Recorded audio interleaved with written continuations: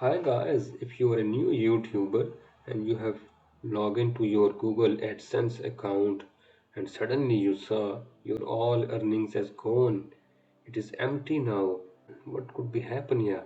And you saw this message here on the top that you have a new YouTube payments account and you're thinking what is it? Which account, which new account I have it? And it is mentioned that any unpaid YouTube earnings will be moved to your new account from old one before the next disbursement, and you can learn more here. So it is nothing when you do here, it is just a simple message, and there if you read it again and again, there is nothing in it. So what will happen with your earning, what will happen with your amount? So it is all here. YouTube is not cheating with you.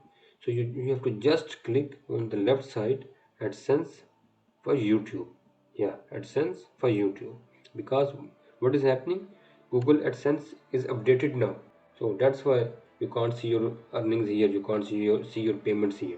So just click here, AdSense for YouTube, and you will see all your earnings. Yeah, so it is here. So don't you worry.